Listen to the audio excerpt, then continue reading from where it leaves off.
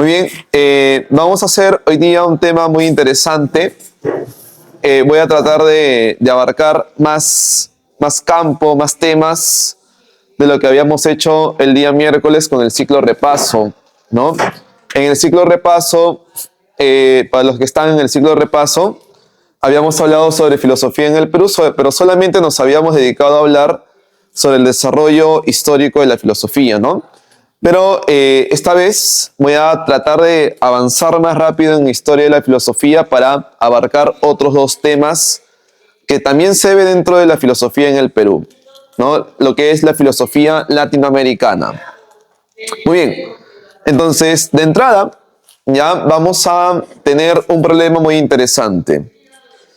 La pregunta filosófica que nos hacemos es: ¿existe una filosofía prehispánica? Es decir, ¿existió filosofía hasta antes de la llegada de los españoles? ¿Ustedes qué creen, jóvenes? ¿Hubo o no hubo filosofía hasta antes de la llegada de los españoles?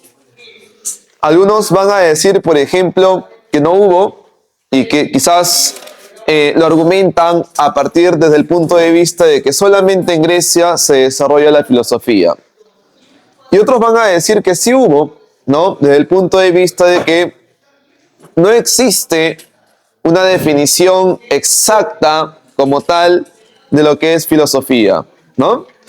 Entonces, vamos a encontrar ya un desarrollo filosófico a partir de estos problemas filosóficos que vendría a ser si es que existe o no existe una filosofía en nuestro país. Y también en general, pues, ¿no? Entonces, a partir de ello, vamos a encontrar por acá el periodo prehispánico, jóvenes. ¿Ya? Periodo prehispánico. Profesor, ¿en qué consiste el periodo prehispánico? Periodo, ajá, muy bien, prehispánico.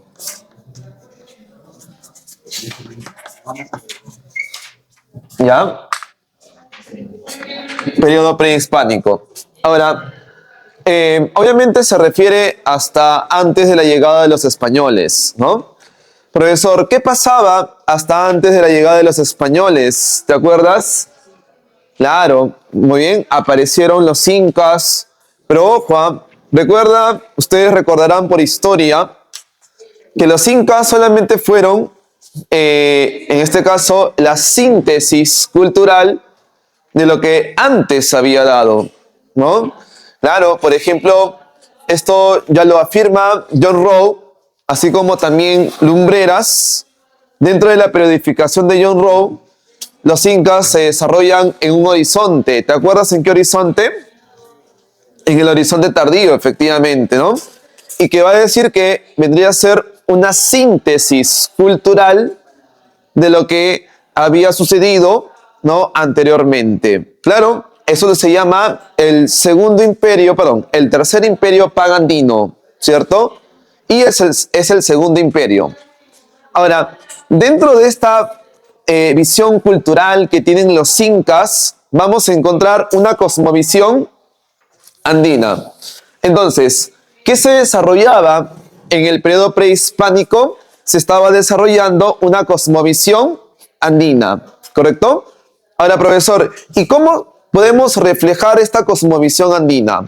¿Cómo podemos saber acerca de esta cosmovisión andina? Ustedes sabrán que esta cosmovisión andina, jóvenes, es una cosmovisión que está ligada ¿a qué? ¿A qué está ligada el pensamiento andino, la visión andina, la religión andina? ¿Te acuerdas a qué está ligado? ¿O con qué lo asocian la cosmovisión andina? ¿Ah?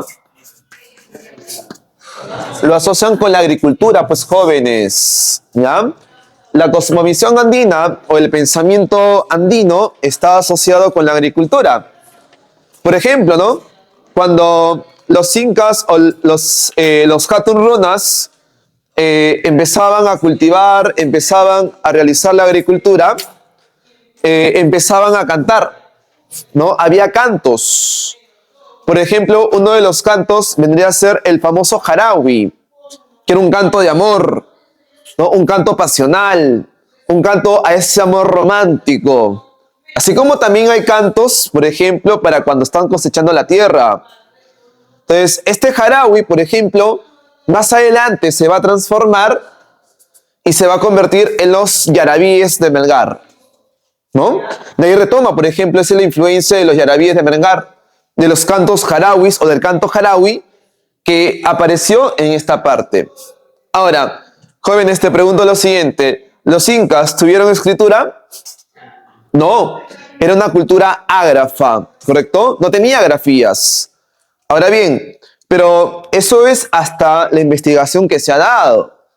Porque ustedes sabrán que hay investigaciones recientes que decía que su tradición y su tipo de lenguaje, su forma de comunicación, vendrían a ser los quipus, que es una forma de comunicación, es una forma de lenguaje, o es una forma de ideografía, ¿no? Pero bueno, entonces ahí está. Ahora, dentro de la cosmovisión andina, vamos a encontrar el desarrollo de tres mundos, ¿correcto? Para los incas, esto de acá que tú ves, esta vida en la cual tú estás, está relacionada con la naturaleza, con la Pacha. ¿Qué significa Pacha? Mundo, naturaleza. Claro, y ahí vamos a encontrar, por ejemplo, el desarrollo de la Pacha, ¿no? Entonces vamos a poner acá Pacha. Bien. ¿Te acuerdas cuáles son los tipos de pachas? ¿Ah? Por ejemplo, vamos a encontrar el Kai Pacha, ¿no? Luego también encontramos el Uku Pacha y el Hanan Pacha, ¿correcto? Muy bien. Entonces, vamos a poner por acá el Uku Pacha, el Kai Pacha y el Hanan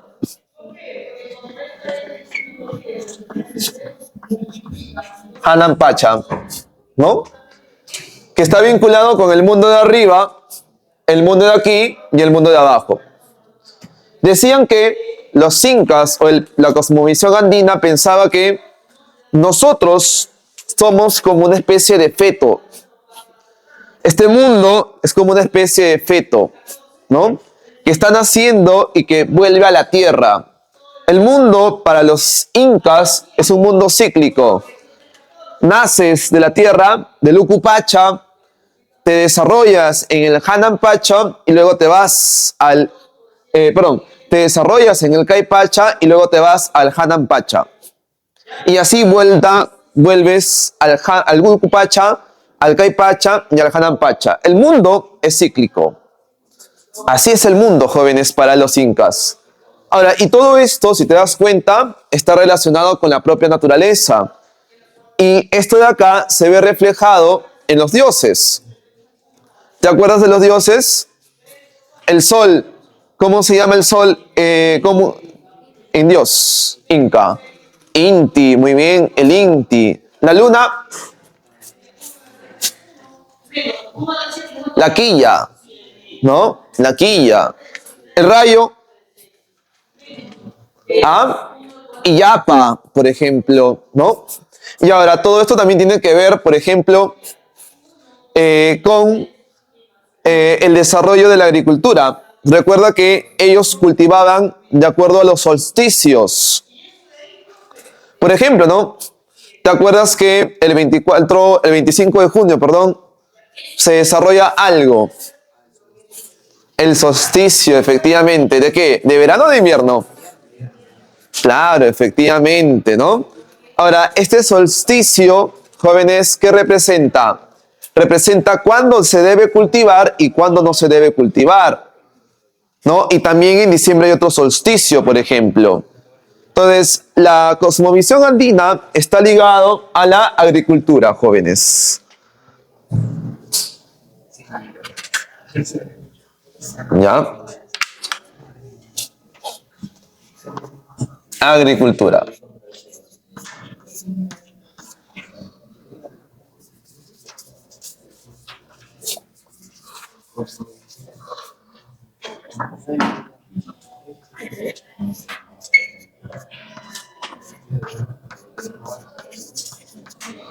Ya está ligado a la agricultura. Muy bien.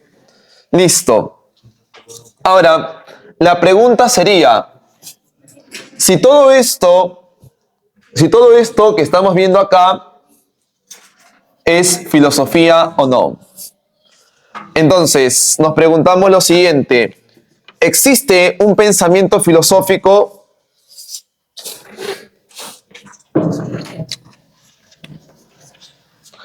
¿Existe un pensamiento filosófico?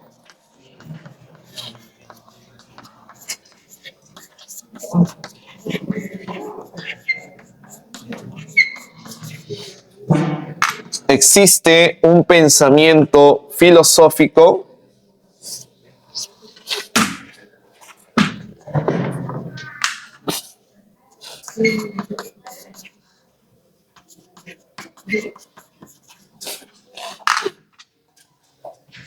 ¿Ya?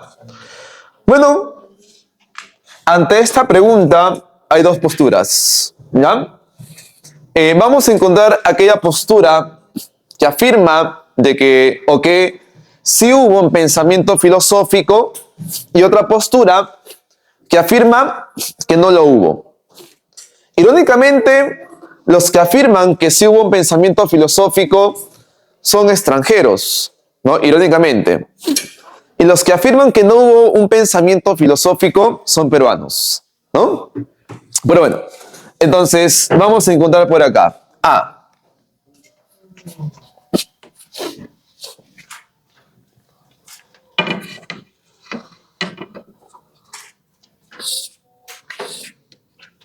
¿Ya? A. Sí hubo. Sí hubo un pensamiento filosófico. ¿Ya? Profesor, en el pensamiento que afirma de que sí hubo un pensamiento filosófico, lo sustentan en la postura o en el argumento de que hay una visión general del mundo, ¿correcto? Hay una visión o cosmovisión del mundo. Es decir, esta teoría o esta postura que afirma que si hay un pensamiento filosófico se sustenta en esta cosmovisión. Según ellos, esto de acá es una visión de ver al mundo, es una forma de ver al mundo, ¿correcto? Entonces, eso es, ¿ya? Ahora, acá vamos a encontrar algunos autores. Por ejemplo, acá encontramos en este caso, encontramos a Miguel de León. Miguel León Portilla. ¿Ya? Miguel León Portilla, ¿correcto? Miguel León Portilla vendría a ser un mexicano, jóvenes.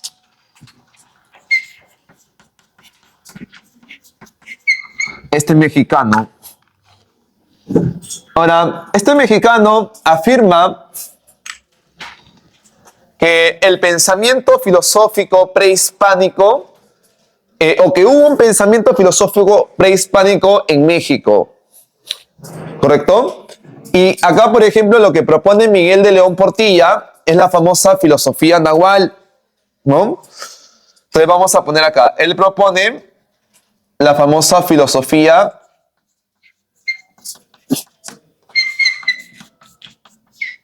nahual. ¿Ya? La filosofía nahual, ¿correcto? En este caso, por ejemplo, la filosofía nahual vendrían a ser reflexiones sobre el dios tolteca, ¿ya? Miguel de León Portilla decía que sí hubo filosofía y esto se demuestra en la famosa filosofía nahual, ¿correcto? Profesor, ¿quiénes son los nahuales? Los nahuales vendrían a ser un grupo aborigen de México, donde se van a encontrar determinados escritos y donde justamente se pensaba o se pensó que estos escritos es toda una serie de planteamiento filosófico. Es por eso que Miguel de León Portilla afirma de que sí hubo filosofía prehispánica, ¿no? A diferencia de lo que dicen que no hubo, ¿ya? Ahora, sin embargo, en el caso peruano, es decir, con respecto a nuestro país, vamos a encontrar un suizo, ¿ya? Como le decía, irónicamente, los que son extranjeros afirman de que sí hay filosofía. Profesor, ¿quién es este suizo? Joseph, ¿ya? Joseph Sterman.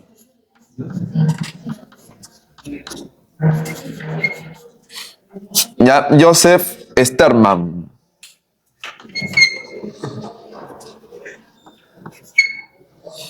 Joseph Sterman, ¿correcto? Joseph Sterman, ¿de qué país es, jóvenes? ¿Qué país dije? Suiza, ¿no? Era un sueco, un suizo. Suizo. ¿Ya? Y Joseph Sterman escribe algo llamado filosofía andina.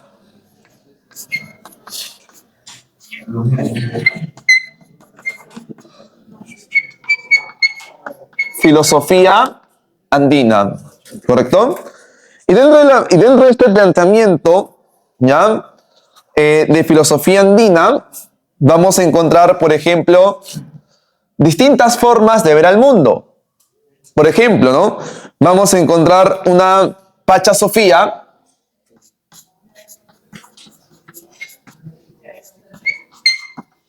La Pacha Sofía, según Sterman, es una ontología.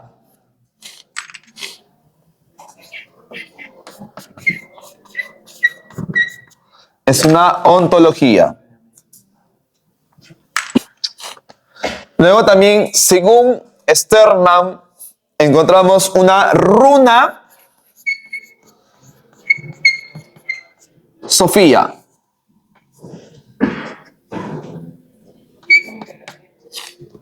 Ahora, profesor, ¿qué es la runa Sofía? Chicos, en quechua, tú que recién vienes de la sierra, tú que tienes ascendencia andina,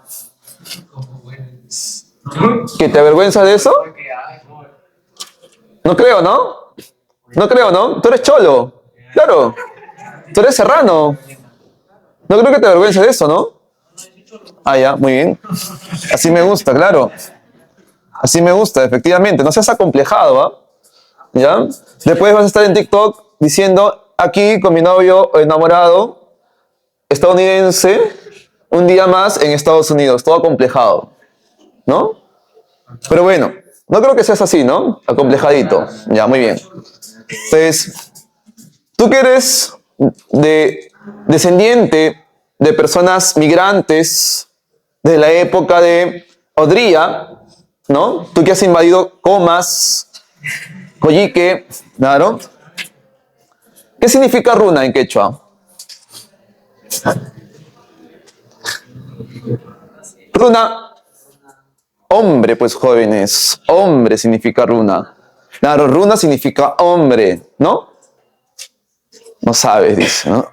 Runa significa hombre, efectivamente, ¿no? Ahora, la runa Sofía entonces sería un pensamiento, ¿de dónde? Del hombre. ¿Y te acuerdas que en este caso disciplina filosófica estudiaba el hombre? Muy bien, entonces la runa Sofía sería una antropología.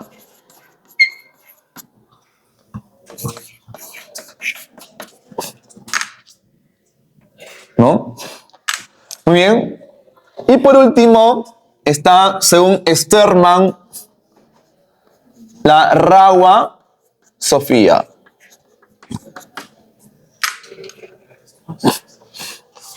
La Rawa Sofía.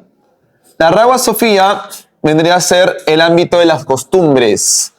¿Y te acuerdas qué disciplina filosófica estudiaba las costumbres, las acciones? ¿Te acuerdas? La ética, pues jóvenes, ¿ya? La ética. Entonces, dentro del pensamiento, la cosmovisión andina, encontramos una ética. Profesor, ¿cómo es una ética? Es decir, un sistema de valores el cual yo debo cumplir, ¿correcto? El cual yo debo cumplir, ¿ya?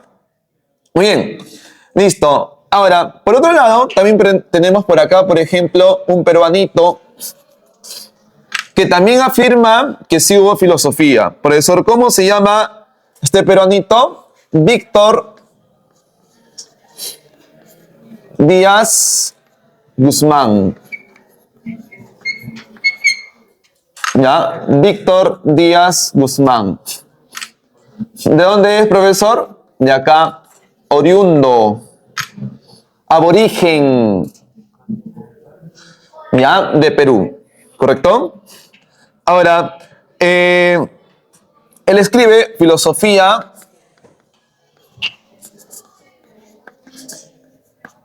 y ciencia del Perú.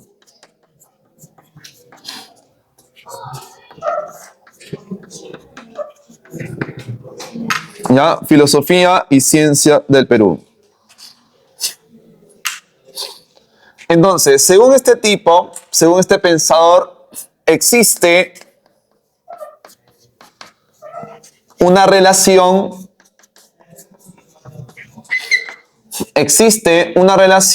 entre filosofía y religión. ¿Ya? Existe una relación entre filosofía y una religión, ¿correcto? Muy bien, entonces estos son los personajes que alegan, que afirman, que sostienen, que argumentan que sí hubo filosofía, ¿correcto?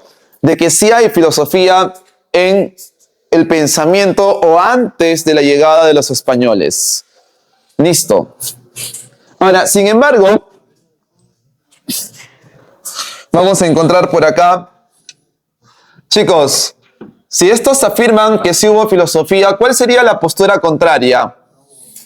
Claro, la postura contraria sería la que dice que no hubo filosofía. No hubo filosofía, ¿correcto? ¿Por qué? No, porque no hay una ruptura entre filosofía y religión, ¿ya? No hay una ruptura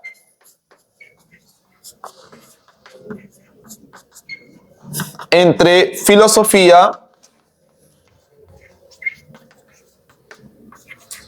y religión.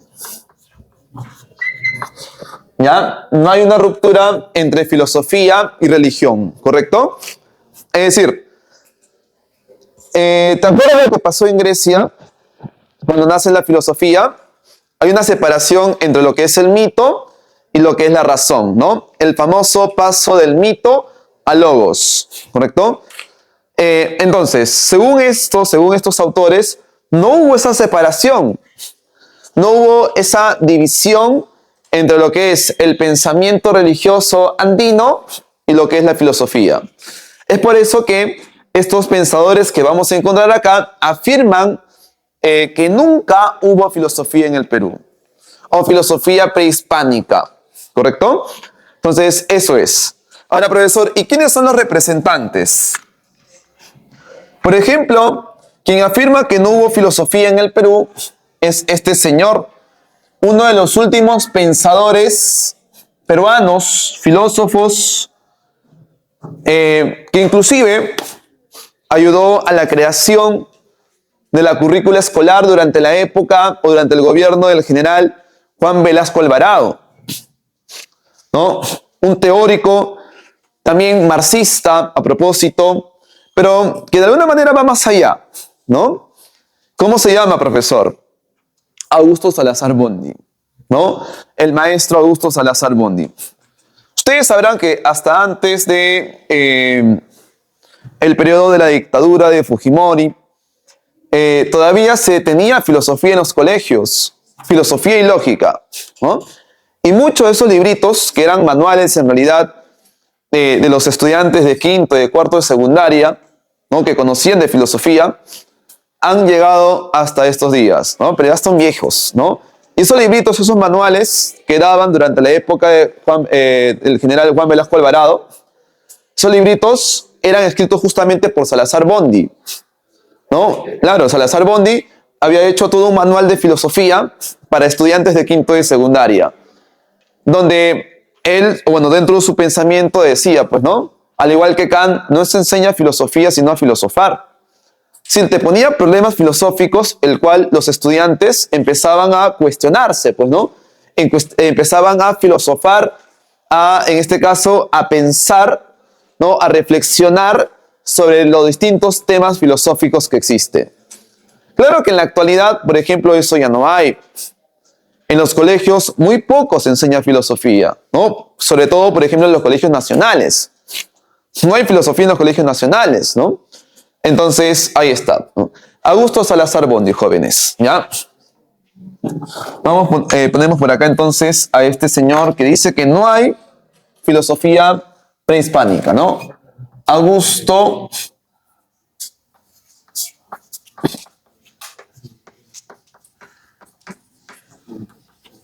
Salazar Bondi.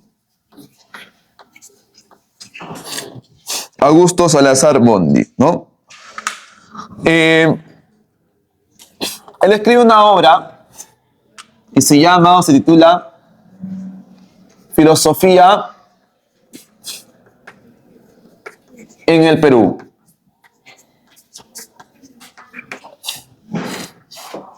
Filosofía en el Perú. ¿Ya? Y esta obra, jóvenes, bueno, relata que no existe filosofía prehispánica porque no hay escritos, no hay evidencia, ¿no? No hay escritos ni evidencia de una filosofía. Vamos a poner acá. No hay escritos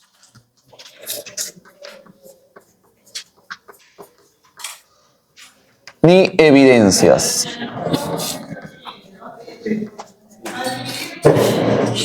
No hay escritos ni evidencias, ¿correcto? Muy bien.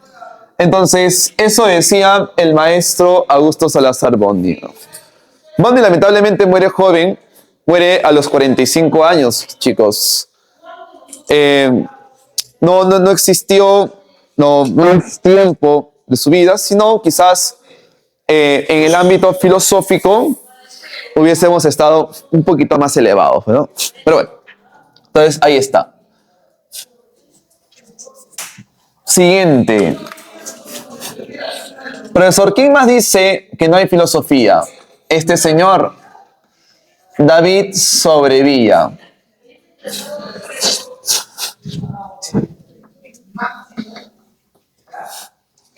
David Sobrevilla, ¿correcto? ¿Ya? David Sobrevilla, ¿ya?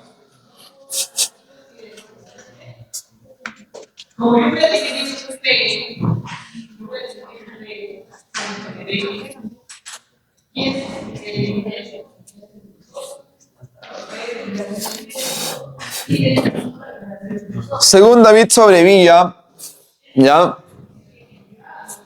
Al igual que acá, no hay una ruptura entre filosofía y religión, entre fe y razón, ¿ya? No hay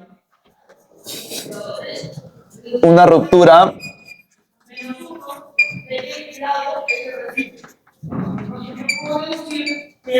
entre fe y razón. ¿Ya? No hay una ruptura entre fe y razón, ¿correcto? Muy bien. Ahora bien, por acá, silencio, encontramos a la profesora, una de las grandes eminencias, ¿no? Si alguno piensa estudiar alguna carrera vinculada a las ciencias sociales, va a tener que leer a esta maestra. Profesor, ¿quién es? María Rivara de Tuesta. Básico, jóvenes. todo estudiante de letras o ciencias sociales de primer año tiene que leer a esta pensadora, ¿ya?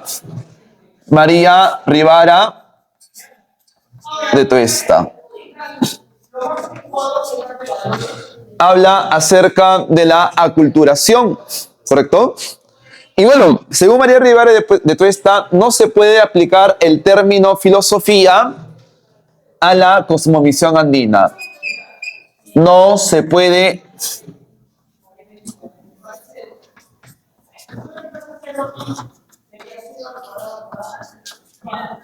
aplicar el término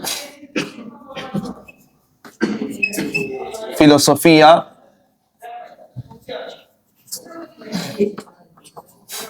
a la cosmovisión andina.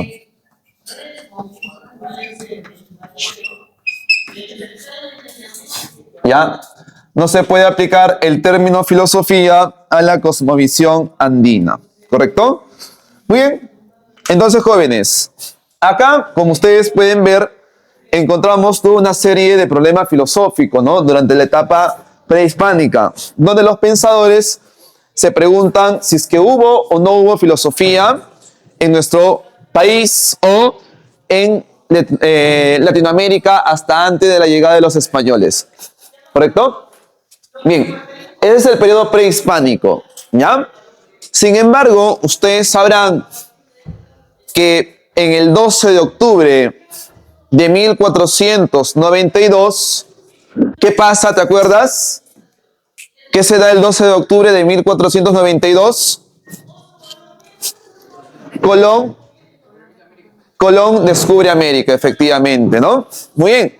Y con la llegada de Colón, o con el descubrimiento de Colón, ¿te acuerdas cuál es uno de los factores del por qué los países o las monarquías europeas empiezan su expansión hasta esta parte o empiezan a buscar nuevas rutas comerciales? ¿Sabes por qué? ¿Por qué las monarquías europeas empiezan a buscar nuevas rutas comerciales? ¿Ah? ¿Por qué las monarquías europeas empiezan a buscar nuevas rutas comerciales? ¿A qué se debe?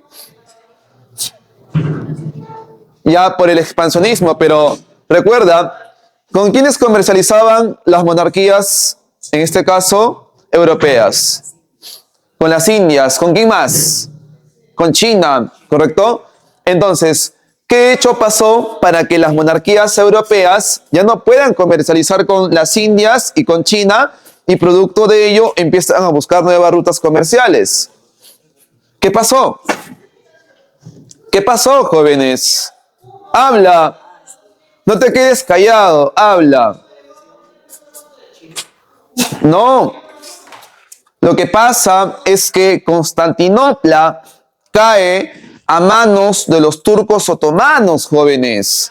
Básico, todo estudiante debe saber eso. ¿Por qué? Porque Constantinopla representa, o la caída de Constantinopla representa el viraje, el cambio o la partida de la época moderna.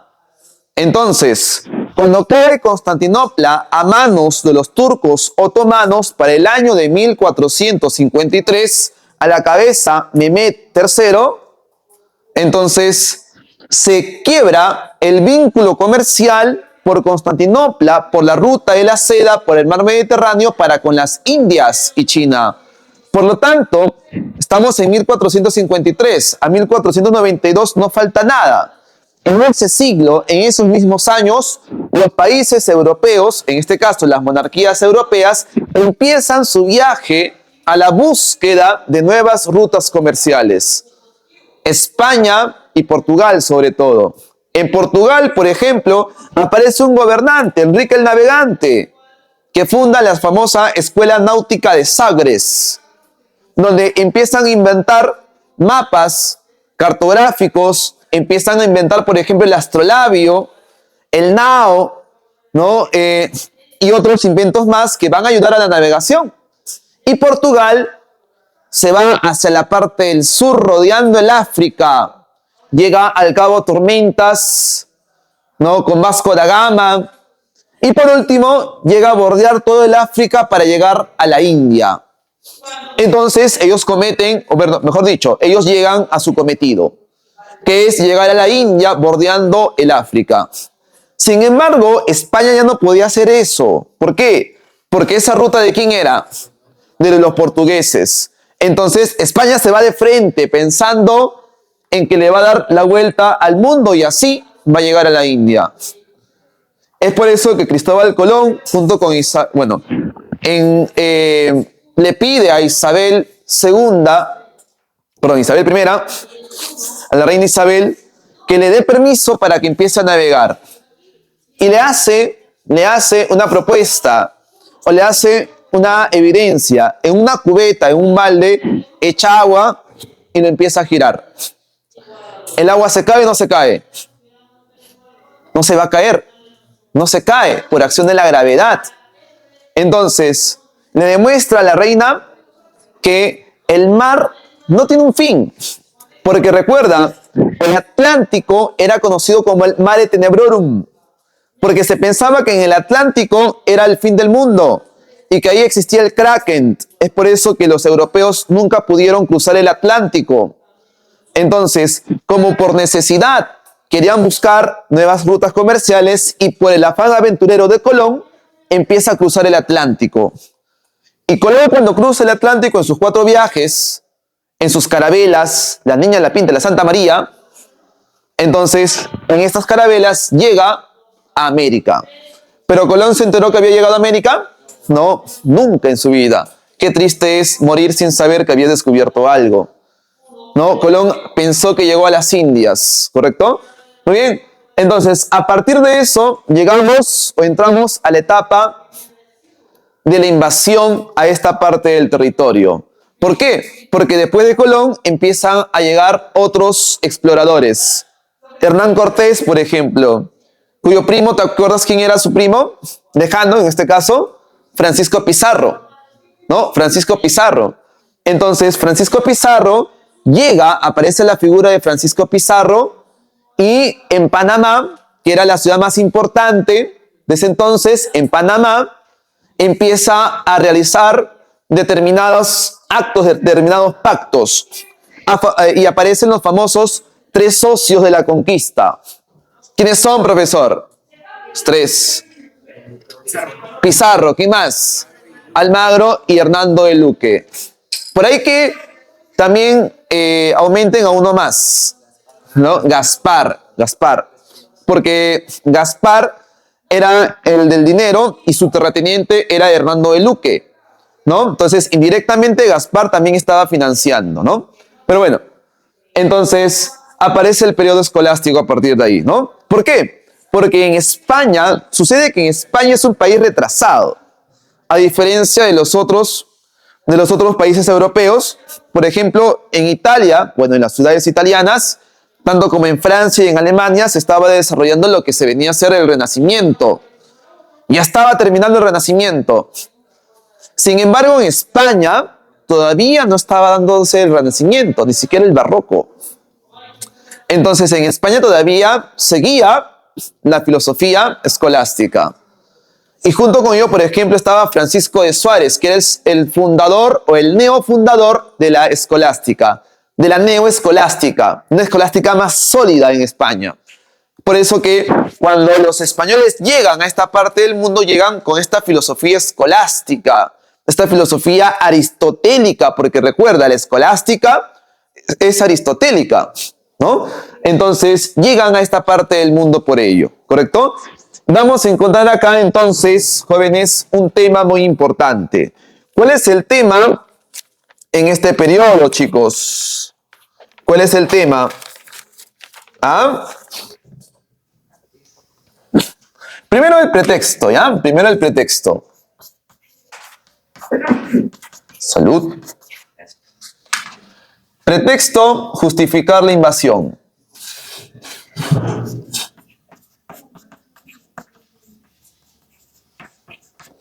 Justificar la invasión.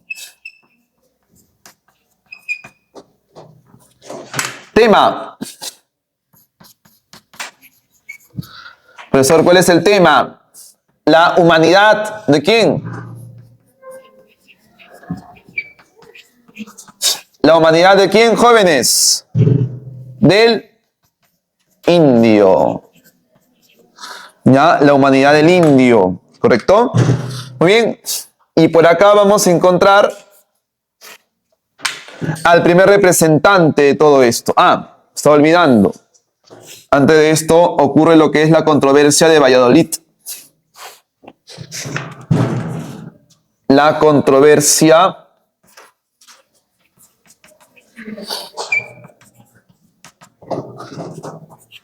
de Valladolid. Listo. A ver, escúchame, te explico cómo llegamos a esto. Pizarro necesita la capitulación de Toledo para poder invadir al Tahuantinsuyo. Pizarro llega al Tahuantinsuyo como profesor, primero por Cajamarca. Funda la primera ciudad de nuestro país. ¿Cómo se llama la primera ciudad? San Miguel de Tangará, ¿correcto?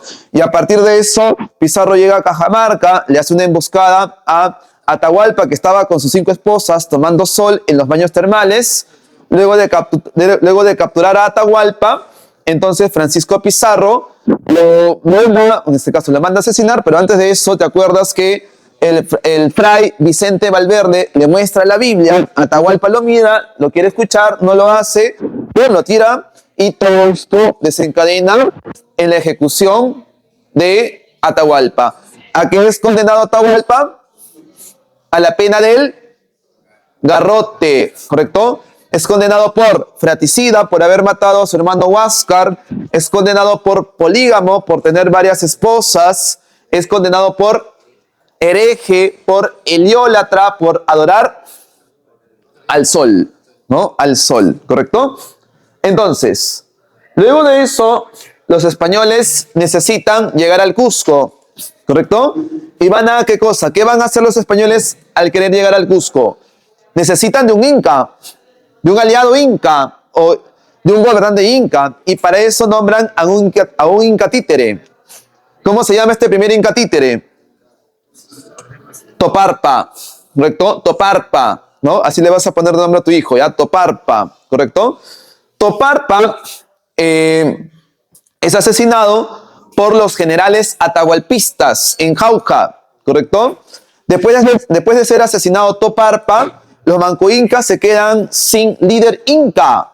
Perdón, los españoles se quedan sin líder inca, por lo que van a tener que nombrar a un nuevo inca títere. ¿Cómo se llama este nuevo inca títere? Natalie. Ah, tu novia, ¿no? Tu compañera también se llama Natalie atrás. Ajá. ¿Tú sí, Yupanqui? No, tú sí no. No pienses en lo que te gusta, ¿ya? No, se llama Manco Inca, jóvenes. ¿Ya? Ahí anoten, ¿ah? Manco Inca. Básico, jóvenes, ¿ah? El tema de Manco Inca, rebelión de Manco Inca viene en San Marcos, ¿ah? Recuerda, todo mi reinato viene, ¿no? Todo mi reinato viene, así que piensa, ¿ya? ¿Ah? Claro, sobrado. Claro. Muy bien, controversia de Valladolid, ¿ya? Entonces, Manco Inca llega junto con los españoles, ya producto de ello, los españoles, se empiezan a pelear entre ellos por la posesión del Cusco, y esto desencadena en que haya una guerra civil entre los propios españoles. Entonces, para llegar a un acuerdo, se reúne Francisco Pizarro con los almagristas, con Diego de Almagro. Entonces, en este acuerdo, ¿cómo se llama? Se llama la Conferencia de Mala. ¿No? ¿Te acuerdas dónde queda Mala? Queda acá nomás al sur, saliendo de Villa Salvador, Lurín, Pucusana, si no me equivoco, y ahí nomás está Mala, ¿ya? En la Conferencia de Mala se van con la decisión de que el rey tiene la última palabra, pero sin embargo, Francisco Pizarro manda seguir con su hermano Hernando de Luque a Diego de Almagro, porque Diego de Almagro estaba ubicado en el Cusco. Entonces, Francisco Pizarro lo manda a seguir, y cuando lo manda a seguir, Hernando Pizarro, que es su hermano de Francisco, le da una emboscada y lo mata a Diego de Almagro. Y por ese hecho, por ese acto, Hernando Pizarro va a ser condenado a 20 años de cárcel y luego va a ser ejecutado en España. ¿Correcto? Sin embargo, todavía se exige justicia, el ojo por ojo, diente por diente, por lo que el hijo de Diego de Almagro, que es Diego de Almagro el Mozo, claro, lo mata ¿en dónde? En la puerta de la catedral, ¿no? ¿Cómo el profesor lo mata? Con una estocada en la garganta. Se dice que Francisco Pizarro, antes de morir, se toca la garganta y a su costado hace una cruz en señal de redención. ¿Correcto? Bueno, listo. Cosa de cristianos, ¿ya? Entonces, a partir de ello, ya la corona se da cuenta de que su colonia está convulsionada, por lo tanto, tiene que mandar a poner orden. ¿Y a quién va a mandar a poner orden? A su representante. ¿Cómo se le llama al representante del rey? Virrey, ¿correcto? Ahora, a partir de esto, se promulga o se establece el virreinato, jóvenes. ¿Cómo se llama el documento que establece el virreinato? No, esa es la autorización para Francisco de Pizarro. ¿Cómo se llama la ley que establece la creación del virreinato? Viene en examen de admisión, ¿ah? ¿Alguien? Bien, las nuevas leyes de Indias. No necesitas pista, ¿ya? Las nuevas leyes de Indias, promulgada en 1542, ¿ya? En 1542, ¿correcto? Entonces, con estas nuevas leyes se establece la creación del virreinato, jóvenes, ¿ya? Listo. Ahora, justamente, ¿por qué se establece estas nuevas leyes? Acá está, justificar la invasión. Y cuando se establece, se van a preguntar, ¿cuál es la mejor forma de invadir? ¿Cuál es la mejor forma de evangelizar? Y ahí se da la famosa controversia de Valladolid, donde en España, en Valladolid, empiezan a debatir dos personajes. Uno es Ginés de Sepúlveda, ¿correcto? Vamos a anotar por acá.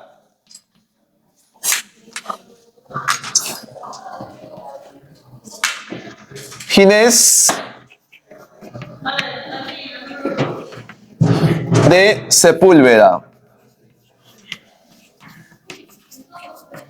¿Ya? El famoso Ginés de Sepúlveda, ¿correcto? Ahora,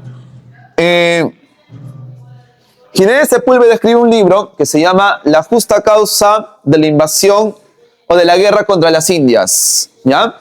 La justa causa de la guerra contra las Indias. En este libro, Ginés de Sepúlveda, influenciado por Aristóteles, dice que el indígena, ¿qué cosa es, jóvenes? ¿Es humano o no es humano para Ginés de Sepúlveda? No es humano. El indígena es una bestia, ¿correcto? El indígena no es humano. El indígena no es humano, ¿correcto? ¿Por qué, profesor? Porque no son racionales ni políticos.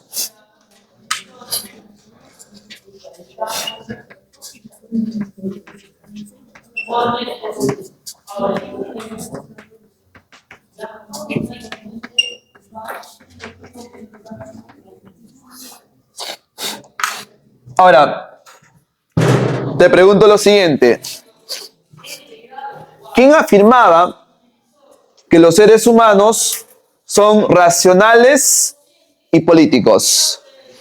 Aristóteles, efectivamente. Entonces, Ginés de Sepúlveda están pensando en clave aristotélica, ¿correcto? Están pensando en Aristóteles. De ahí también que diga, por ejemplo, que hay personas que nacen para mandar y otras que nacen para obedecer, ¿correcto? Entonces, si te pregunto lo siguiente, ¿cuál es la influencia de Ginés de Sepúlveda? Aristóteles, ¿correcto? Aristóteles. ¿Listo? Muy bien. Ahora, sin embargo, su detractor va a ser otro sacerdote en Valladolid. Profesor, ¿quién? ¿Cómo se llama? Bartolomé. Bartolomé. ¿De dónde? De Las Casas. Bartolomé de Las Casas escribió una obra que se titula Breve narración de la destrucción de las Indias. ¿Correcto? Eso escribe Bartolomé de Las Casas. Ahora, según Bartolomé de Las Casas, los indígenas tienen su propia cultura, su propio gobierno, su propio sistema de valores. Por lo tanto, sí son humanos. Entonces, la primera tesis de Bartolomé de Las Casas es: el indígena es un hermano menor.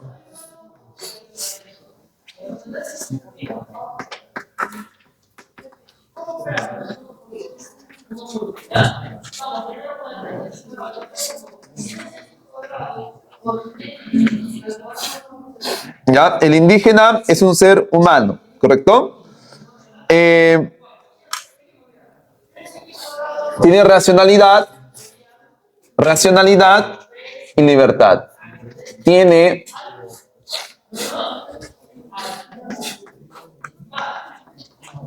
racionalidad y libertad.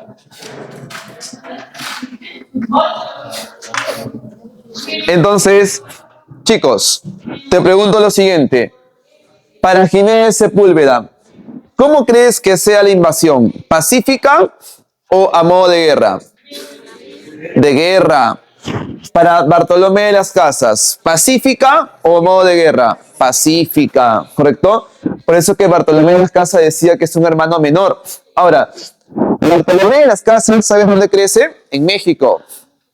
Él crece en México, durante toda su infancia vive en México. A él le compran un esclavito, ¿no? Un indígena lo compran y van a jugar con él durante toda su vida y se va a volver su amigo. Es por eso que también es un defensor de los indígenas. Aparte de él también está, por ejemplo, Francisco de Vitoria, que también repudia a los indígenas, ¿correcto? Entonces, acá hay otras posturas que defienden la humanidad del indígena. Recuerda que en la época virreinal, durante el virreinato, comprar un esclavo o comprar un indígena era como comprar un celular. Era como comprar quizás una botella de agua, ¿no? Te servía, por ejemplo, para la comida, para que cocine. Inclusive te servía para que te cargue. No, ojo, los indígenas también sirvieron a modo de carga. ¿Tú qué crees? ¿Que la pasaron bonito? No. No la pasaron bonito. La mayor población de indígenas, ¿sabes en dónde murió? En las minas. Imagínate que ahorita la mina, para que tú trabajes en la mina, ¿qué necesitas? De instrumentos. ¿Por qué? Porque la mina es contaminada, pues. Absorbes o inhalas minerales y eso te hace mal.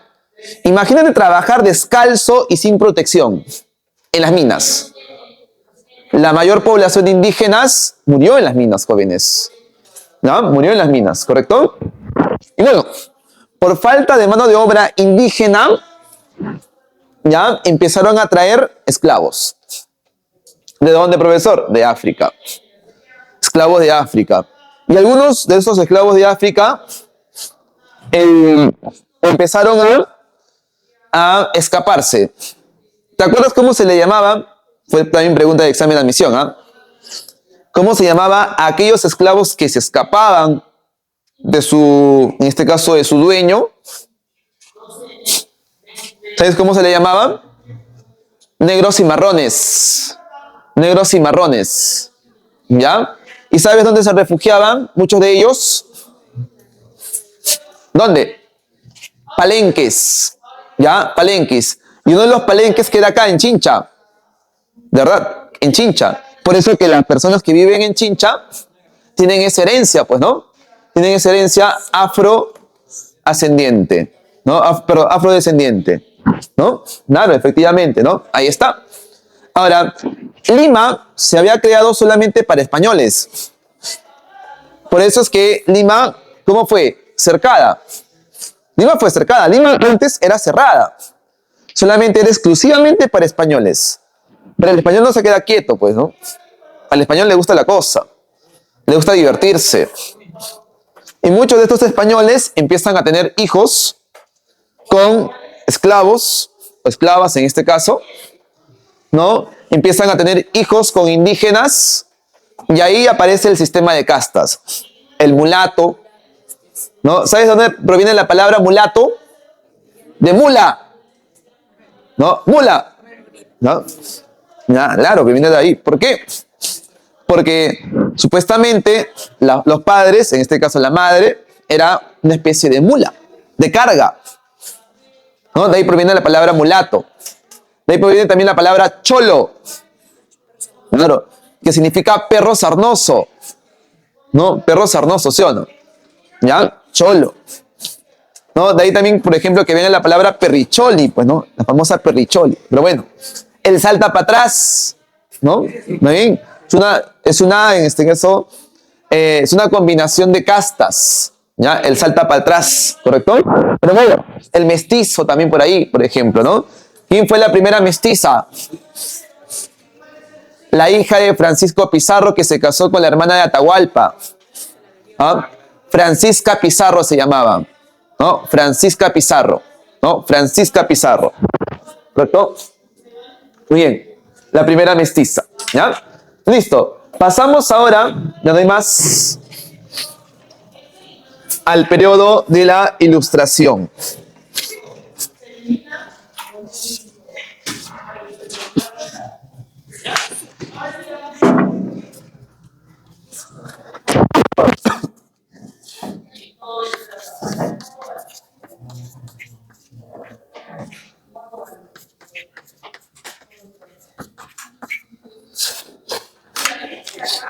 Periodo ilustrado.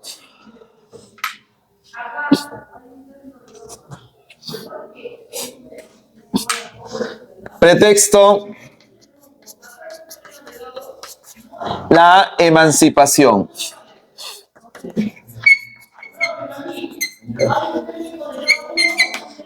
Ya, la emancipación, ¿correcto? Listo. ¿Qué más? Perdón, este es objetivo.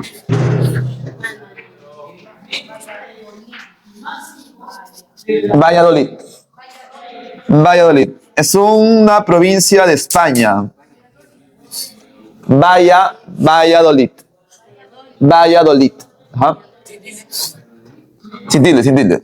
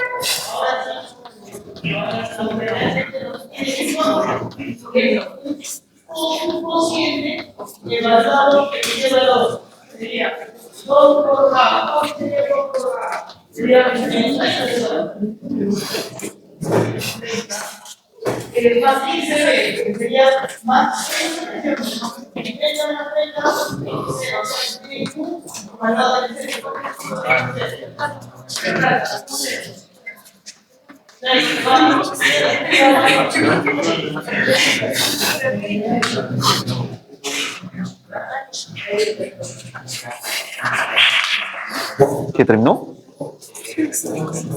Allá. Ya, muy bien. ¿Qué eres? ¿Cuánto? 12.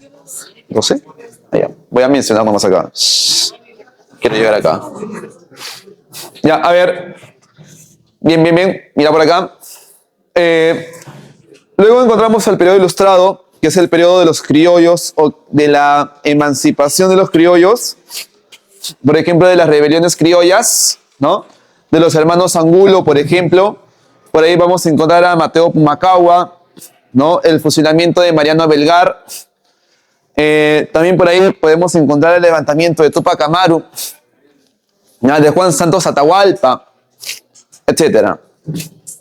Y acá vamos a encontrar algunos teóricos que proponen solamente reformar una parte de la colonia y otros que proponen la separación por completo de la colonia, ¿correcto? Por ejemplo, ¿no? Encontramos a Hipólito Unanue, que hace una crítica a la colonia, una crítica al sistema virreinal, ¿no? En este caso, a la política virreinal. Luego, Toribio Rodríguez de Mendoza hace una crítica o reformula lo que es la currícula escolar, ¿correcto? Y por ahí también encontramos a José Baquijano y Carrillo, que escribe el famoso Elogio a Jáuregui, que es una crítica social a la corrupción que había en ese entonces. Ellos son los reformadores, ¿ya? Los que quieren reformar la sociedad. ¿Pero se quieren separar de España? No, porque solamente quieren reformas. Acá vamos a encontrar a la otra postura, la postura separatista. A ver, si hablamos de la postura separatista, ¿se quiere separar de España o no? Sí. Y acá vamos a encontrar la expulsión de ¿quiénes? Muy bien, la expulsión de los jesuitas. ¿Te acuerdas cuándo se dio? Para 1762, si es que la mente no me falla. ¿Ya? Muy bien. Entonces, Juan Pablo Vizcarra y Guzmán era un jesuita. Él propone que los españoles americanos, ¿te acuerdas quiénes son los españoles americanos? Los criollos puedan autogobernarse, puedan gobernarse por sí mismos, ¿no? Y no necesiten de una persona foránea, extranjera, para que los gobiernen o los guíen en el Estado. ¿Correcto? Separatista, Juan Pablo Vizcarra y Guzmán. Listo, sigamos. Periodo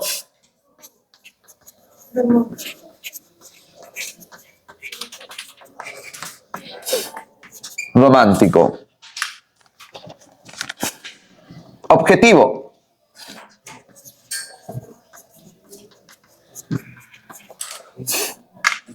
Objetivo, retorno de la colonia.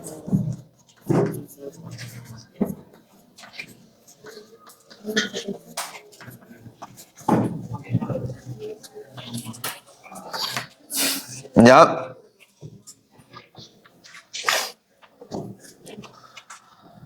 Tema o pretexto.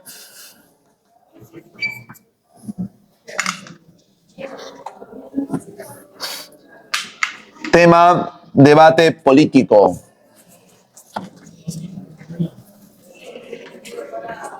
Debate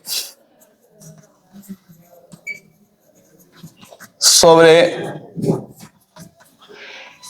el tipo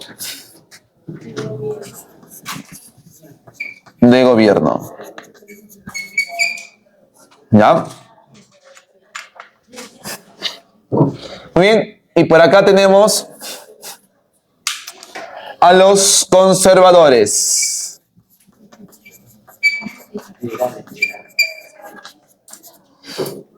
¿Ya? Y dentro de los conservadores tenemos por acá a un representante. ¿Cómo se llama?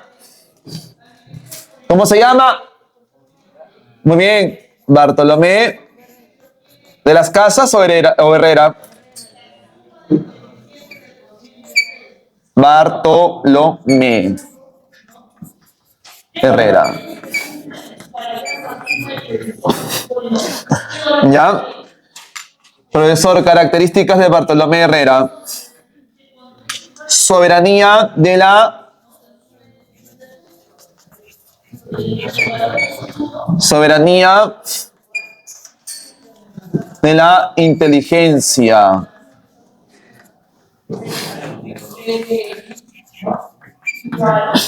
¿Ya? ¿Qué más? Luego también está el principio de autoridad.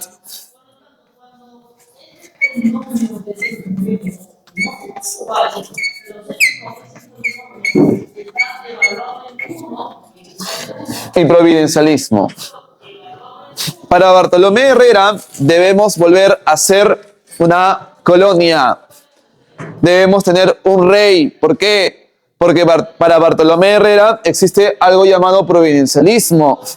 ¿Qué es el providencialismo? Es aquel concepto que te dice que el rey ha sido elegido por Dios, por mandato divino. Por lo tanto, hay que tener un rey que nos gobierne. ¿Por qué? Porque Dios lo elige por obra, acción del Espíritu. A eso le llama principio de autoridad y providencialismo. ¿Ya? Entonces, para Bartolomé Herrera, ¿a dónde quiere regresar? A ser una colonia, una monarquía, claro, ¿no? En este caso, la colonia involucra una monarquía. Muy bien. Sin embargo, hay algunos detractores. ¿Quiénes son los detractores? Los liberales. ¿Quién es un liberal, profesor? ¿Ah? Benito Lazo.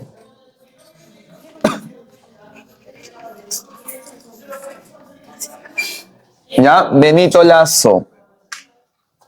Ahora, Benito Lazo, jóvenes, ¿qué propone? ¿Te acuerdas qué propone Benito Lazo? ¿Ah? Ya, el sufragio universal, pero él propone lo principal, soberanía. ¿Qué soberanía? Ah, eso te pasa por copiar de otro. A ver, ¿qué dice en Concha, Benito Lazo?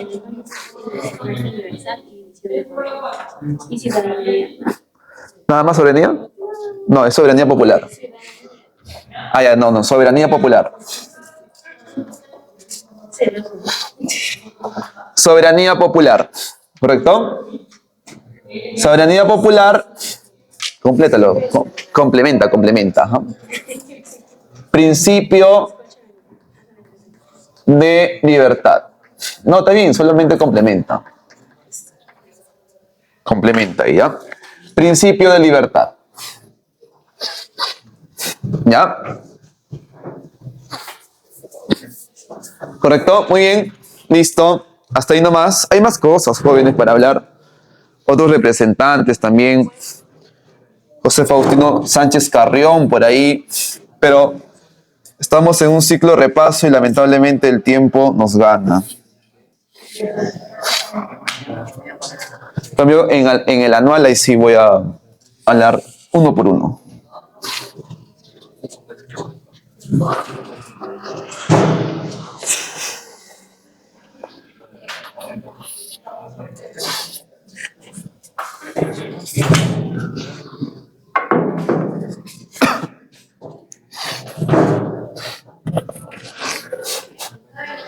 Ya, a ver, muy bien. Periodo romántico, periodo positivista.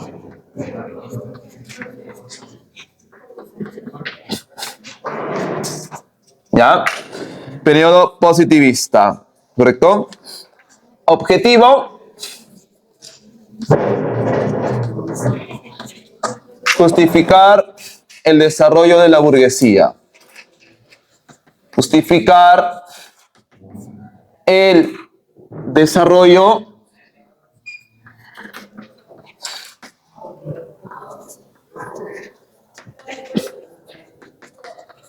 de la burguesía.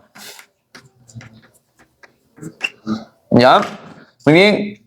Y acá vamos a encontrar algunos representantes del positivismo, pero lo vamos a dividir en dos, ¿ya?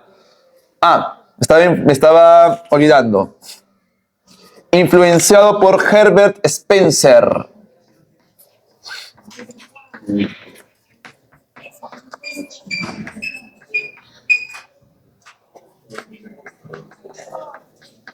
Ajá.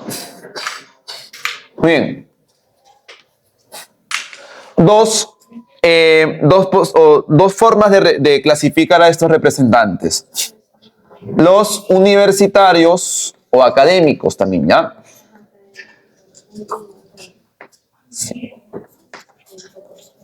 Universitarios, ¿ya? O académicos, ¿correcto? Y en los universitarios, por ejemplo, tenemos a Javier Prado.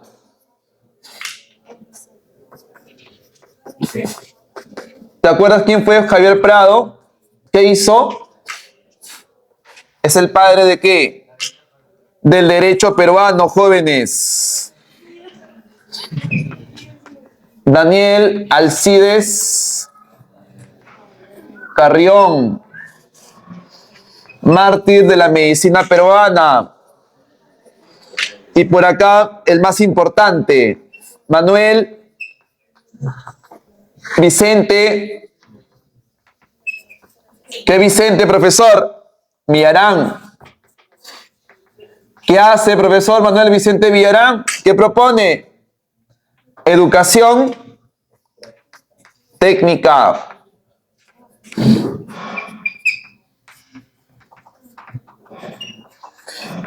Educación técnica. ¿Ya? Educación técnica. ¿Correcto?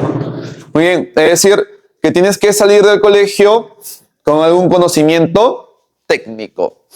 ¿Ya? Bien. Siguiente. Los no académicos o el no académico. Vamos a reducir un poquito esto. Javier Prado. Javier.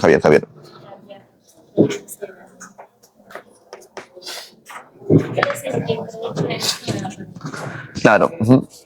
Él es el padre del derecho peruano.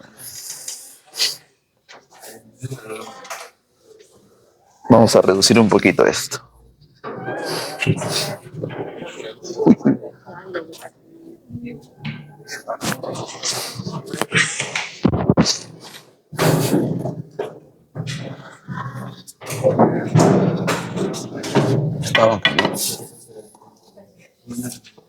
¿Qué?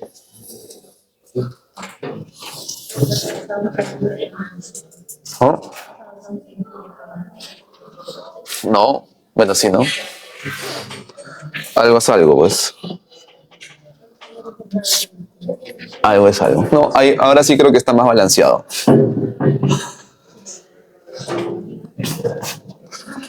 Pero Natalie.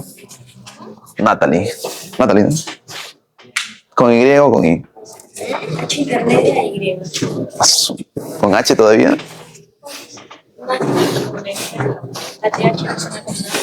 Nats. Natalie. Natalie. Como una T. Nat. ¿Así? Increíble. Una abuelita que me dijo Natalie. Nat. No es Nat. Es Nat.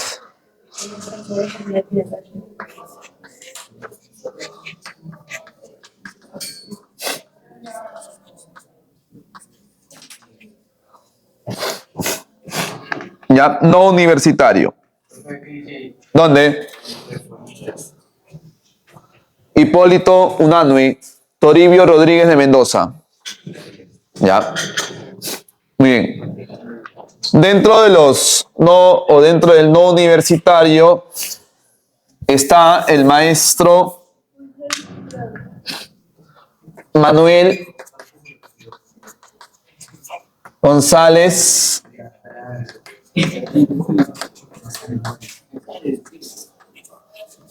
Prada, ¿correcto? Manuel González Prada lo que hace es criticar el gobierno de los civilistas, ¿no? El gobierno de... ¿Te acuerdas quién es el fundador o primer civilista?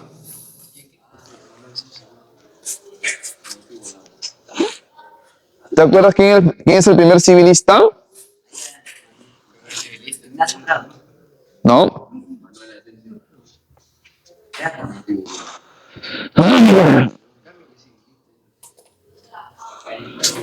Manuel Pardo, pues jóvenes. ¿Ya? Manuel Pardo. ¿Ya? Luego le sigue Mariano Ignacio Prado. ¿Ya? Y Manuel Prado Ugarteche es el hijo de Mariano Ignacio Prado, que él gobierna en la Primavera Democrática, mucho después. ¿Ya? Dale, por favor. Por ahí. Listo.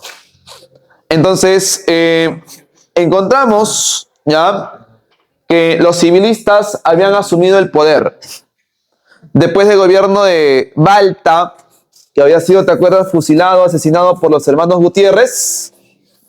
Y luego los hermanos Gutiérrez van a aparecer colgados en la Catedral de Lima, ¿no? Entonces, a partir de ahí aparece el gobierno de Manuel Pardo. Pardo gobierna sus 6 años tranquilo, pero sucede que como es civilista y no militar, no renueva nada en el aspecto militar, ¿no? En los armamentos. Y solamente le da importancia al desarrollo educativo y social.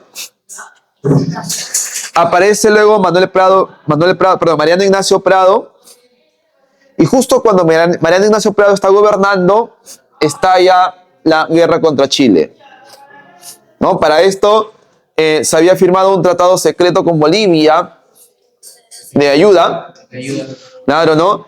Y un 5 de abril del año de 1879, un 5 de abril, Chile le declara la guerra a Perú, ¿no? Una guerra desastrosa, tanto en la campaña marítima como en la campaña terrestre. Sobre todo marítima.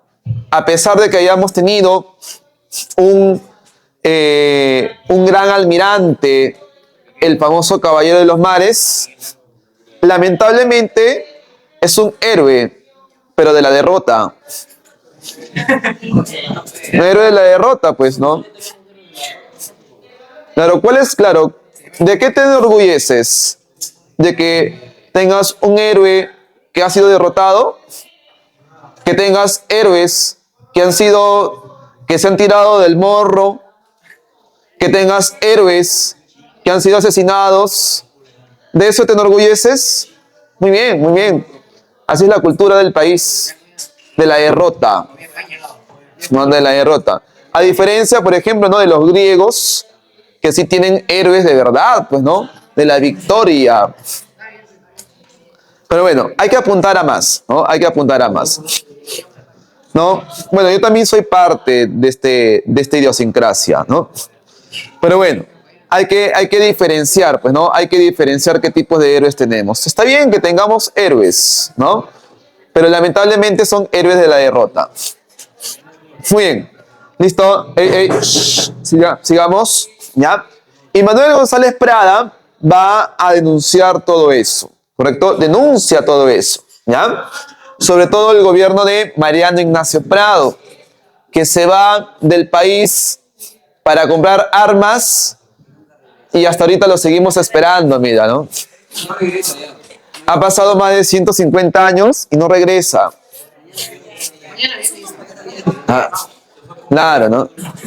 Entonces, hay que llamarlo, ¿no? Hay que llamarlo para que regrese, ¿ya? Bueno, también estaban los intereses de este señor, pues, ¿no? Porque tenía propiedades en Chile, ¿no? Tenía propiedades en Chile, pero bueno. Entonces, todos estos jóvenes lo pueden saber en el libro de Basadre, ¿no? En el de Basadre también pueden leer, por ejemplo, el de Pablo Macera, ¿no? O también pueden leer un libro, por ejemplo, que se llama Las venas abiertas de América Latina, ¿no? Pero bueno, listo. Manuel González Prada, características.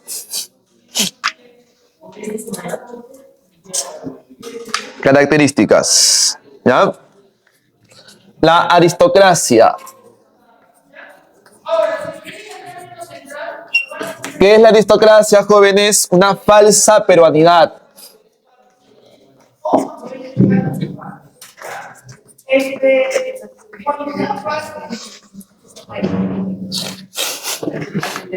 Una falsa peruanidad. ¿Qué más? ¿Qué son los indígenas? La nación peruana.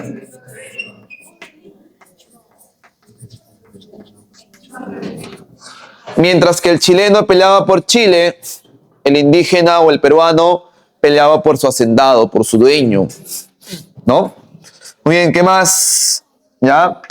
Tiene una postura anarquista, precursor del indigenismo.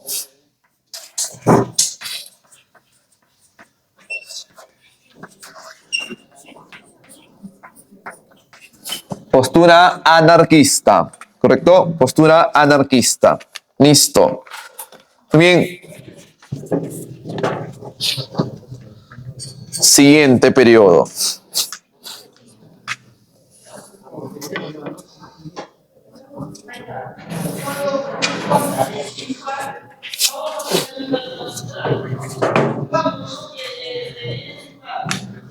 Periodo espiritualista.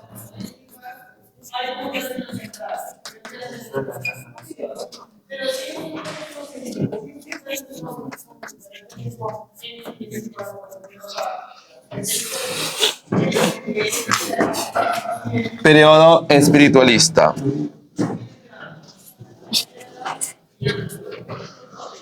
Muy bien. Objetivo: reaccionar contra el positivismo.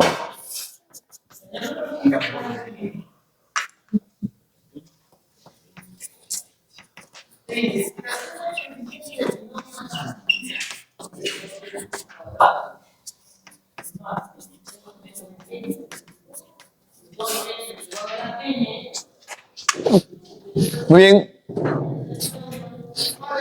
Acabó la guerra con Chile. ¿En qué año?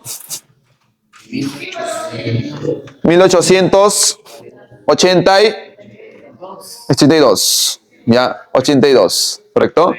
Muy bien. En el 1882 acaba la guerra contra Chile y luego de eso, se desarrolla lo que es el segundo militarismo, ¿no? Hasta el año de 1899, donde Pierola deja el poder. Ahora, de 1899 hasta 1919, ¿cómo se llama ese periodo? ¿Qué estás hablando? Segundo civilismo, pero también es llamado república aristocrática, ¿correcto? República aristocrática.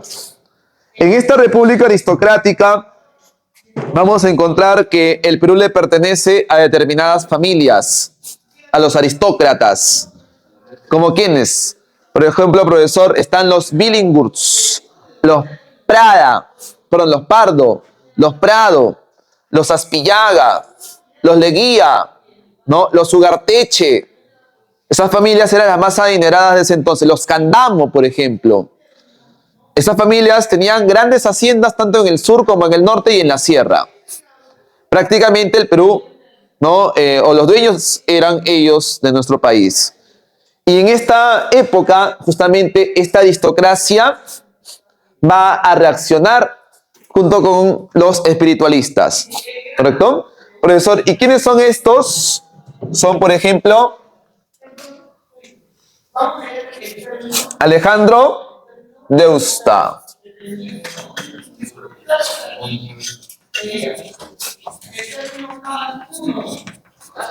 Alejandro Deusta. ¿Ya? Profesor, ¿qué propone Alejandro Deusta? Libertad.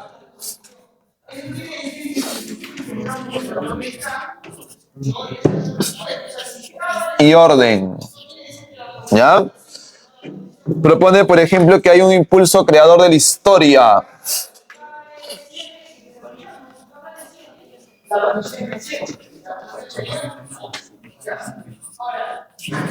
Impulso creador, ¿correcto? ¿Qué más? Deusta propone una educación elitista.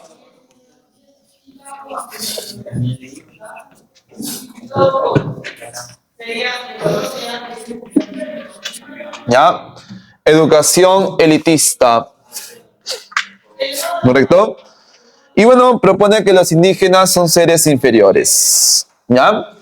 Luego también, por ejemplo, encontramos por acá otro representante, Mariano Iberico. Iberico.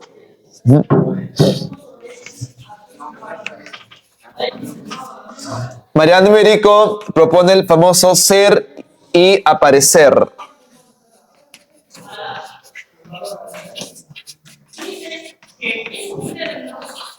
¿Ya? Ser y aparecer, ¿correcto? Muy bien. Vamos con el penúltimo periodo.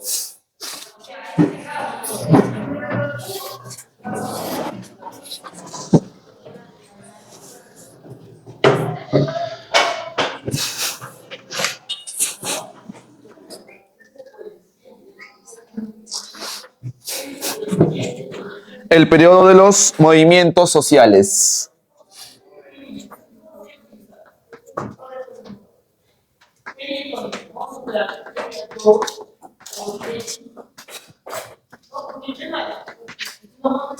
Ya, el periodo de los movimientos sociales, ¿correcto? Entonces, acá vamos a encontrar una sociedad muy convulsionada, donde llegan muchas corrientes de crítica social, como por ejemplo el anarquismo y el marxismo. Estamos en el periodo del oncenio. ¿Te acuerdas qué pasó en el oncenio? Claro, está el gobierno de Augusto Bernardino Leguía. Se da la famosa ley de la conscripción vial, por ejemplo. ¿No? La famosa ley de la conscripción vial.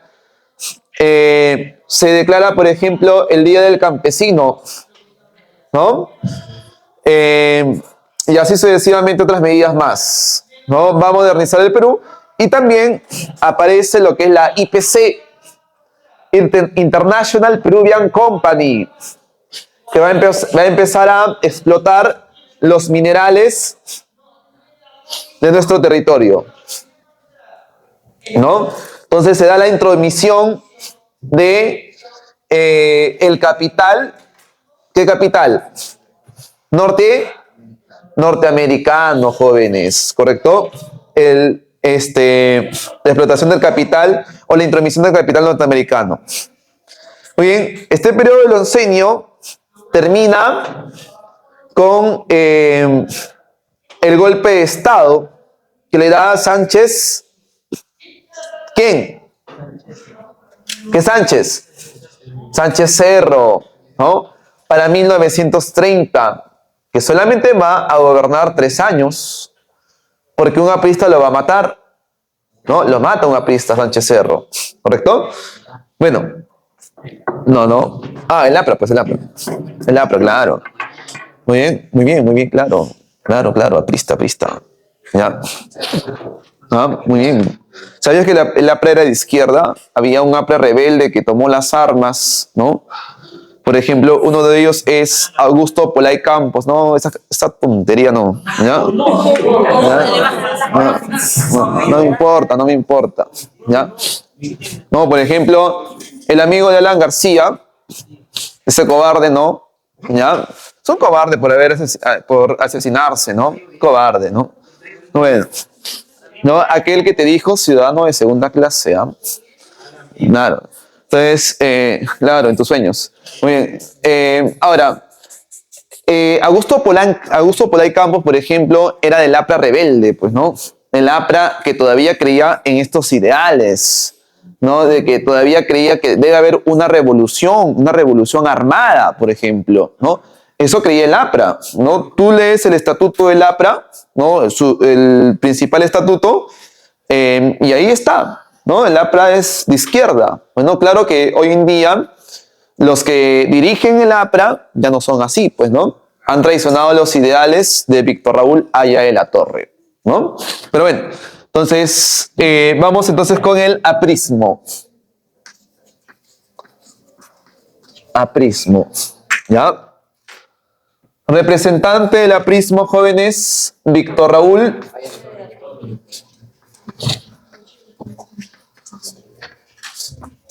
Haya de la Torre. Ya, Víctor Raúl Haya de la Torre.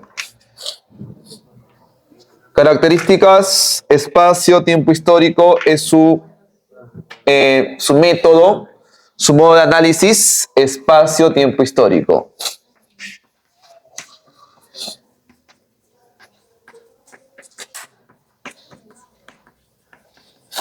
Ya, espacio, tiempo histórico, ¿correcto?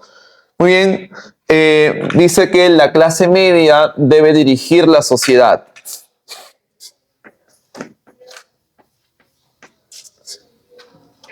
La sociedad, la clase media. ¿Ya? Para el APRA, el imperialismo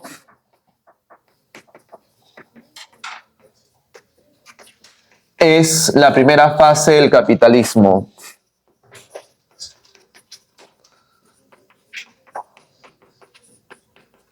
Del capitalismo. ¿No? Y también propone una revolución indoamericana. ¿Ya? Muy bien. Vamos ahora con el segundo movimiento social. ¿Cuál es el segundo movimiento social? Habla No, ya está el espiritualista por acá. El marxismo, claro, ¿no? El marxismo.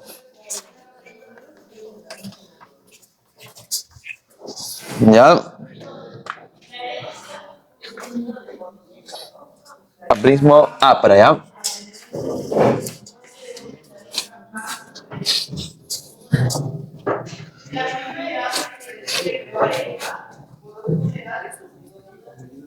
Bien, marxismo. ¿Te acuerdas qué funda o qué partido se funda en el marxismo? El partido social. ¿Cómo que APU? El Partido Socialista. ¿Ya? Ahora, representante. Bien. Miguel Concha, ¿no? No, ¿qué más? José Carlos Mariatti, jóvenes.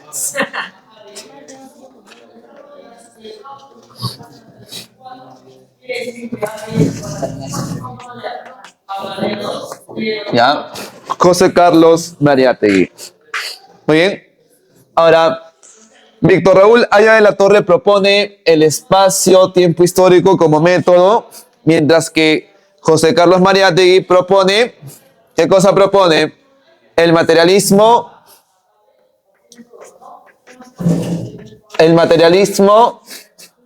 histórico. ¿Ya? El famoso materialismo histórico, ¿correcto? Ahora, para Mariátegui, ¿cómo es el Perú? ¿Ah? ¿Qué es el Perú para Mariátegui? ¿Qué tipo de país?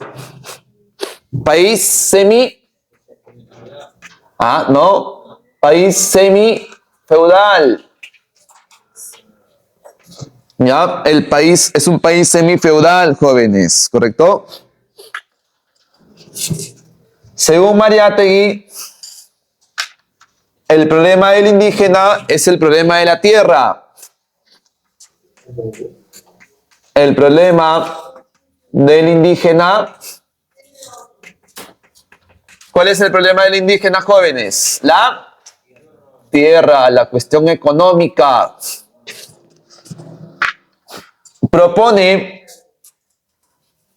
que la clase obrera, la clase campesina, debe dirigir el poder o debe dirigir la revolución.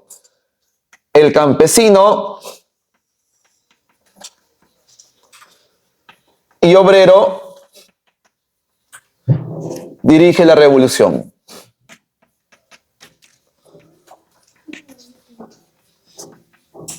Ahora bien, esto de acá, esta revolución, se da en dos fases, ¿correcto? Revolución democrática, lo voy a abreviar así, democrática y socialista. ¿Ya? Revolución democrática y revolución socialista. ¿Correcto, jóvenes? Muy bien. Ahora, después de este periodo sigue lo que se conoce como la filosofía actual.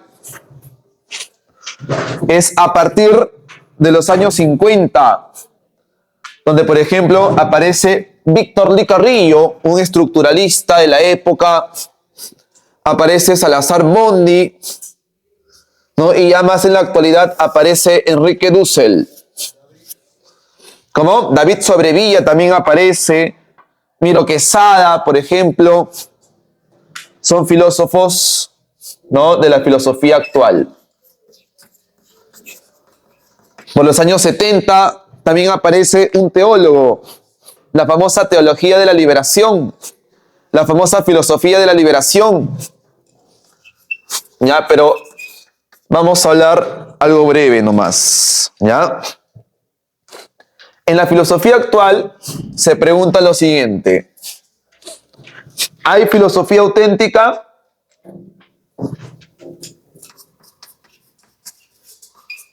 ¿Hay filosofía auténtica? Se habla sobre si la filosofía que supuestamente se ha desarrollado acá es auténtica o no lo es. ¿Correcto? Muy bien. ¿Quién afirma que no hay una filosofía auténtica? Claro, no hay. Y esto lo afirma ¿quién? Augusto Salazar Bondi.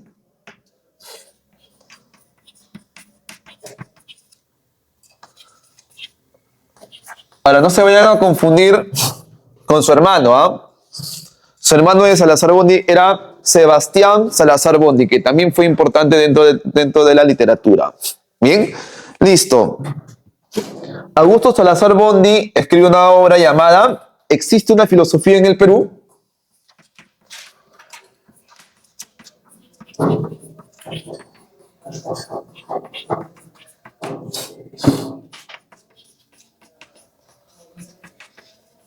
¿Correcto?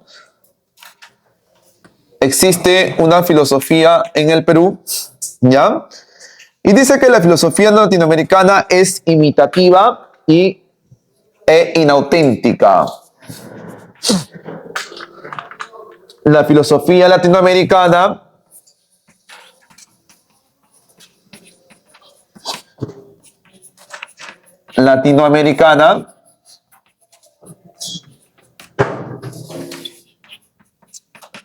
es imitativa e inauténtica.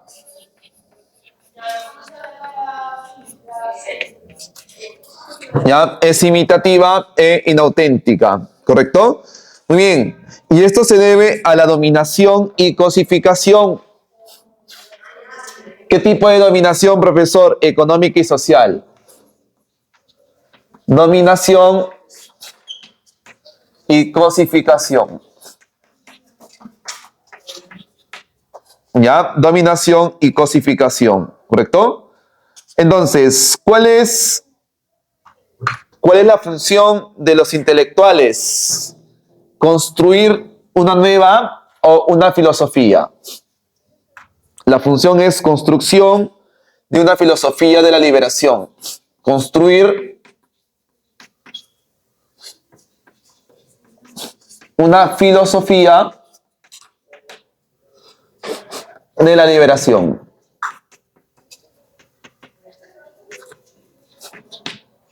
Claro, todo lo que tenemos es imitado, jóvenes.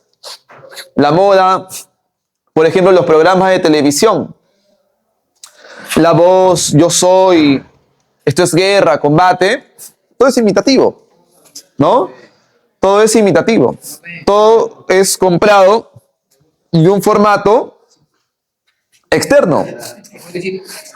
Al fondo y sitio también. Todo es imitativo. Jóvenes, por eso es que estamos tan atrasados, porque solamente empezamos a imitar o copiar lo que hacen otros, ¿no? No tenemos una autenticidad, según Salazar Bondi. Entonces, la función del filósofo, del intelectual, es construir una filosofía que nos libere de esta alienación, de esta enajenación, ¿correcto? Muy bien. Ahora, sin embargo, hay un detractor que afirma, profesor, que sí hay una filosofía, ¿correcto? ¿Quién afirma que sí hay una filosofía? Leopoldo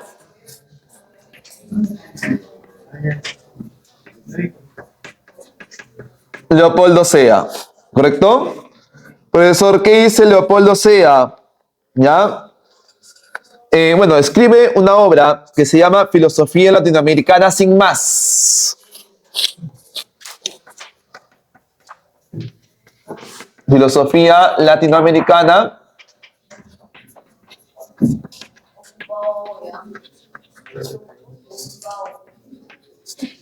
sin más. ¿Correcto? Filosofía Latinoamericana sin más. ¿Correcto? Muy bien. Ahora, según Leopoldo Sea, sí hay una filosofía. ¿Correcto? Hay filosofía, en este caso, que sí puede demostrar, ¿no?, la validez de la filosofía, ¿no? Los temas filosóficos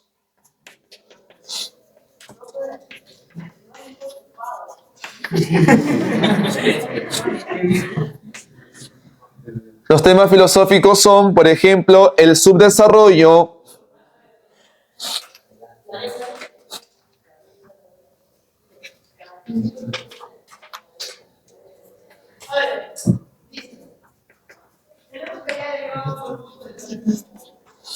la autenticidad,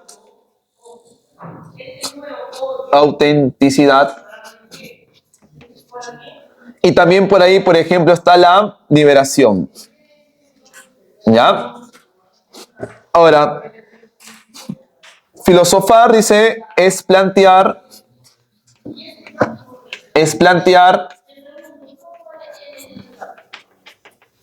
problemas propios.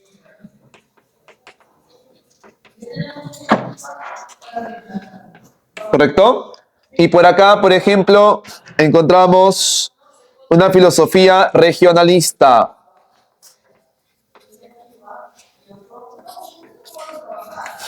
Regionalista. Cada sociedad piensa de manera distinta. ¿Correcto? Listo. ¿Hasta ahí nomás? No. Falta. Dominación, cosificación. Ajá.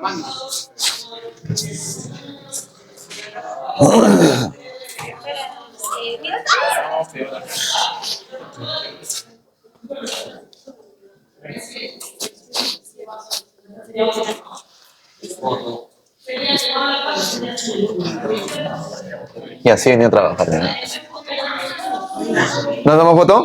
No, no, acá tu compañera te puede pasar, ¿ah? Ahí, por favor, le pides tu número.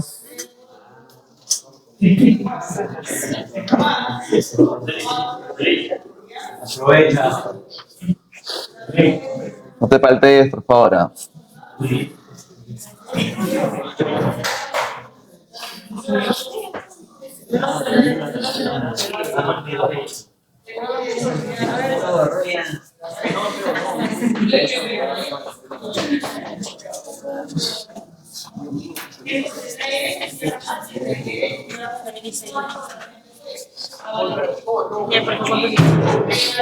¿Cómo? A ver si.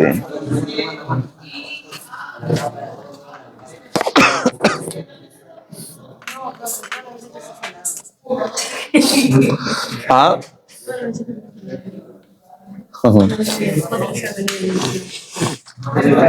Proyecto y realidad.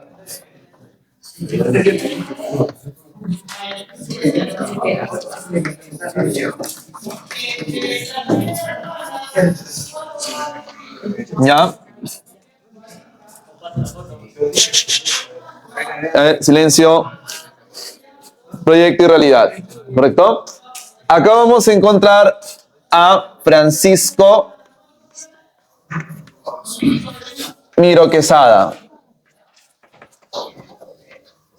¿Correcto? Francisco Miro Quesada. Propone, ya, el despertar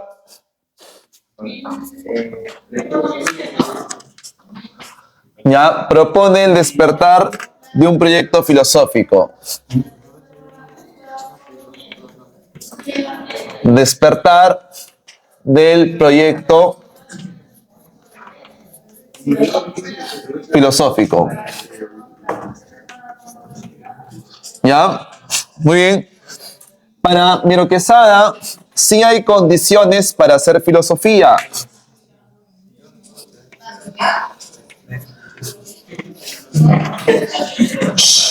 Silencio. Hay condiciones para filosofar.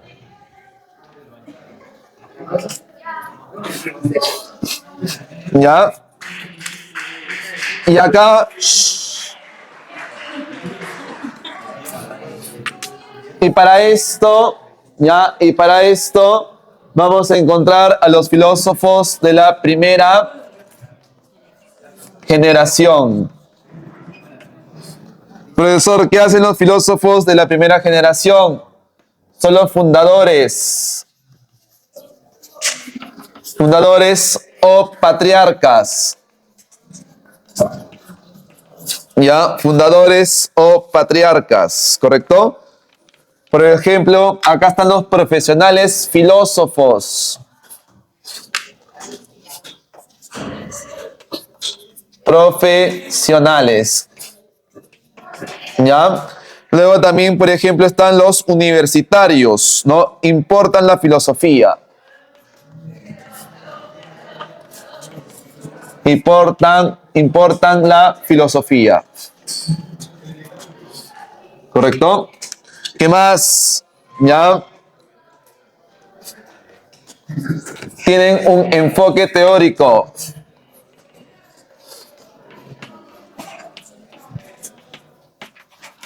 ¿Ya? Y acá, por ejemplo, encontramos a filósofos como Alejandro Deusta, Korn, es un argentino, etcétera. Muy bien.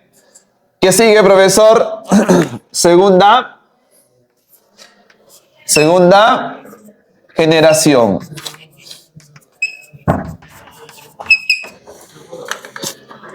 Profesor, ¿cómo son llamados los de segunda generación? Como forjadores.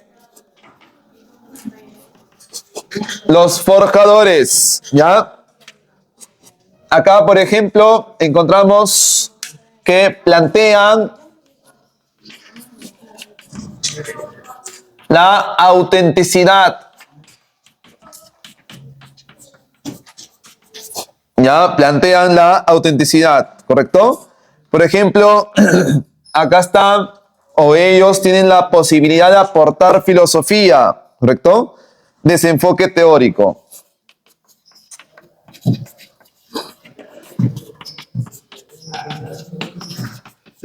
Muy bien. Representantes, profesor, por ejemplo, Mariano Iberico, ¿no? Víctor Andrés Belaunde, etcétera. ¿Ya acabó? Víctor Andrés Belaunde, ¿correcto? Muy bien. Llego.